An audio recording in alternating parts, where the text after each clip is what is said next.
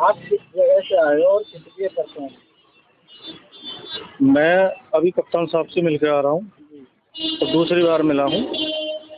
पहली बार भी मेरी सुनवाई नहीं हुई। क्या नाम है आपका? मेरा नाम अजय कुमार है। किस जगह से आए हैं? मैं आया हूँ मणिनाथ सनैया धन सिंह मोड़ से। किस लिए आपका आना हुआ? अपनी समस्या बताओ। मेरी समस्या ये थी, इससे पिछली बार भी कप्तान साहब के साथ आया था यहाँ पर मैं। मेरी सुनवाई हुई कि हो जाएगी गिरफ्तारी, जाओ आप घर पर। गिरफ्तारी फिर भी नहीं हुई। गिरफ्तारी को कम से कम समय हो गया, मेरे लमसम 3 महीने होने जा रहे हैं, कोई गिरफ्तारी नहीं हुई है। यदि कोई गिरफ्तारी हो जाती तो आज ये दिन मुझे नहीं देखना पड़ता। जो मेरे लड़के के मुलजिम है वो मेरे ही घर में, मेरे ही घर के ताला तोड़ के आज बेफिक्र होकर घूम रहे हैं और रह रहे हैं, और दूसरों के द्वारा दबाव डालते हैं और ये कहते हैं हमारा तो कुछ होगा नहीं, क्योंकि हमारी तो पुलिस से साठगांठ है। इस तरीके से मुझ पर दबाव बनाते हैं, दूसरों के द्वारा ये कहते हैं। आज मैं जो परेशान हूँ इसीलिए हूँ क्योंकि गिरफ्तारी लेट कर दी इन लोगों ने, और परिवार के अंदर जो भी मेरे घर वाला या कोई भी, मुझे इन लोगों से बहुत खतरा है। कल को मेरे साथ में कोई अगर घटना घटती तो इसके जिम्मेदार अनिल, रूपा, दीपक, बलंता, विनय कुमार होंगे, जो कि ये मेरे लड़के के मुलजिम हैं। अब मैं ये चाहता हूँ कि कहीं तो मुझे इंसाफ मिल जाए। वैसे सर पीछे से क्या ऐसी बात रही जो आपके आपके परिवार के या बच्चे के क्या परिचय? इससे पहले जो अजीत के ससुराल वाले जो मेरा लड़का था, जो खत्म हो गया, खत्म कर दिया इन लोगों ने। मैं बता रहा हूँ सर, सबसे पहले इन लोगों ने जो है एक महिला थाने से हम लोगों के ऊपर दहेज प्रथा की धाराएं लगाई, बलात्कार की धाराएं लगाई। उसके बाद में हम केस में उलझा दिया हमें उसमें। फिर हमसे इन लोगों ने डिमांड करी, मेरे लड़के को प्रताड़ित किया गया। बोला ऐसा है, 5 लाख 10 लाख रुपए की इस तरीके से डिमांड आती थी।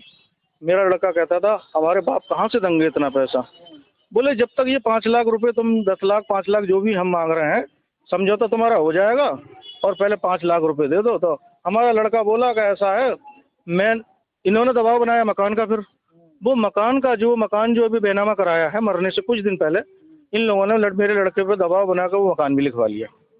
ठीक है, मकान लिखवाने के बाद में इन्होंने एक शर्त रखी थी कि मकान अजीत तू अपना हमारी बेटी के नाम कर दे। तभी जो है हम लोग जो है जो मुकदमे तुम लोगों पे हमने दहेज प्रथा के और 76 वगैरह लगा रखी है रामपुर महिला थाना से, वो सारे वापस कर लेंगे। 25 सितंबर की शाम को पुलिस तो ये लेके आई थी, रूपा जो मेरे लड़के की बीवी है, हम लोगों के यहाँ पुलिस लेके आई थी। मेरे इस सनैया वाले घर पे भी गई थी पुलिस। फिर यहाँ से जो जहाँ मेरा बेटा रहता था आशुतोष सिटी दोरेला माफी में, वहाँ पे भी पुलिस गई थी, काफ़ी हमें लोगों को परेशान करा। उसके बाद में जब पुलिस चली गई तो हमारे लड़के ने इनसे बात की थी कि भाई मेरे घर पर क्यों पुलिस ला रहे हो, अब तो मैंने तुम्हें मकान भी तुम्हारी लड़की के ही नाम कर दिया, अब क्यों लेके आ रहे हो, इसका क्या मतलब है। तो इन्होंने उसे खूब ज़्यादा ही प्रताड़ित करा, परेशान करा कि तू अब रोड पे घूम, और ऐसा है अगर रोटी तोड़नी है तुझे तो तू हमारे घर पे आकर रहने लग। मेरा लड़का काफ़ी परेशान था उसी रात में, 25 सितंबर के का ही दिन था। उसके बाद में इन लोगों ने जो है काफ़ी प्रताड़ित करा ऐसे लड़के को मेरे। अब वो लड़का इसीलिए डिप्रेशन में आ गया। लड़का बहुत टॉर्चर करते थे। लास्ट में क्या हुआ, जब पैसे की नहीं दे पाए हम उन्हें, उसने जो है खुदकुशी कर ली लड़की ने। तो मतलब लड़के की शादी अरेंज मैरिज हुई थी या मतलब अरेंज मैरिज हुई थी, जैसे होती है विधि विधान से। लड़के की शादी हुई वो मेरे साल से हो गए 17-18 साल। तो 17-18 साल में एक बच्चा भी है 14 साल का। तो इस वक्त वो अपनी माँ के साथ में ही है। हाँ, ना पहले मैके में ही था, अब तो लेके वो सारा ताला वाला तोड़ के मेरे घर में घुस गए। हाँ। इससे पहले जो केस, जैसे आज मैं परेशान हूँ, ये केस 2 लोगों पर, जैसे आज मैं पीड़ित हूँ, 2 लोगों पर और भी कर चुके हैं ऐसे ही संपत्ति हड़पने वाले केस। हाँ, जो अजीत के और 2 साड़ू हैं उनके पास भी ऐसे ही केस कर चुके हैं। वो अपने सही थे हिसाब से, इन लोगों ने जो डिमांड करी वो ले दे के इन्होंने फैसला कर लिया अपना। वो तो सही थे, मेरे पास में पैसा नहीं था जो इनकी डिमांड पूरे करता। मेरा लड़के को हर रोज तंग करना, दबाव बनाना, प्रताड़ित करना, वो कहाँ से झेल पाता। हम गरीब आदमी थे, हम नहीं कर पाए। उनकी शर्तें पूरी, पैसा नहीं दे पाए हम, इसलिए ये घटना हमारे साथ में घटी। आज घटना घटाने के बाद में आज मेरे ही घर के ताले तोड़ के मेरे ही घर में मुलजिम रह रहे हैं।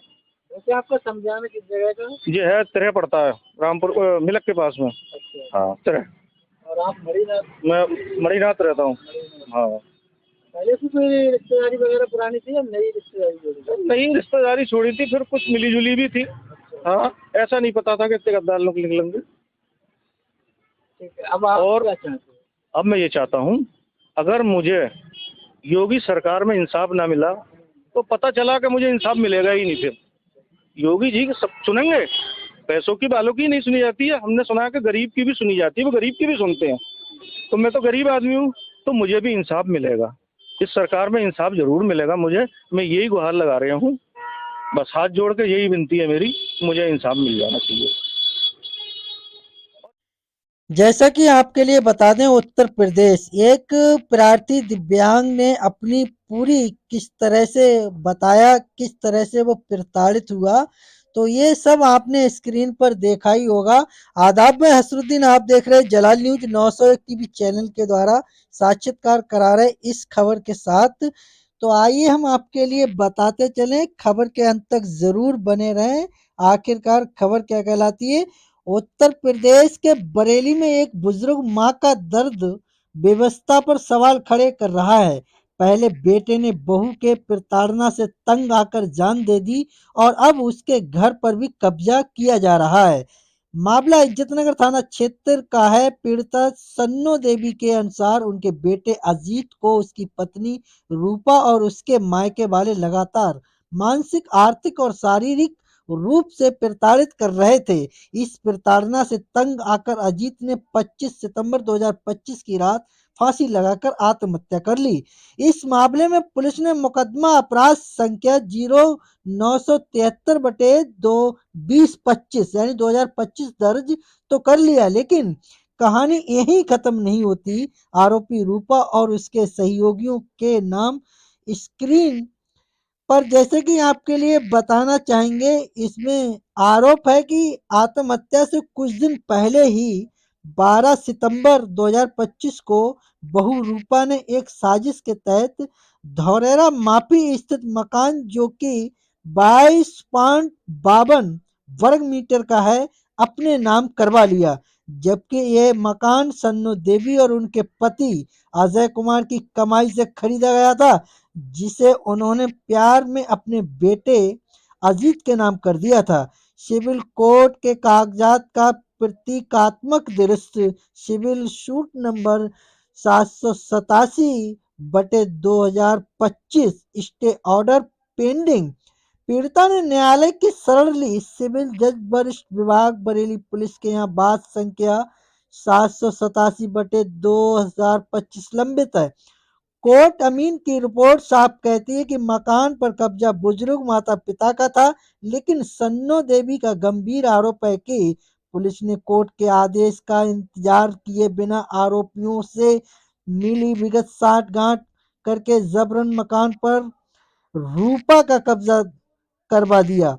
एक माँ ने अपना बेटा खो दिया और अब वह अपना घर भी खो रही है। सन्नो देवी ने वरिष्ठ पुलिस अधीक्षक एसएसपी बरेली को पत्र लिखकर गुहार लगाई कि सिविल न्यायालय के अंतिम फैसले तक उन्हें सुरक्षा दी जाए और अवैध कब्जा हटाया जाए। सवाल ये है, क्या बरेली पुलिस इस बुजुर्ग माँ के आंसुओं को देखेगी या कानून की धज्जियां ऐसे ही उड़ती रहेंगी। जैसे कि बताना चाहेंगे, केस नंबर FIR नंबर 0973 बटे 2025 और सिविल सूट नंबर 787/2025। उम्मीद करते हैं आप सभी लोग खबर से सहमत होंगे। खबर उपयोगी व अच्छी लगी हो तो एक आगाज जरूर कीजिएगा।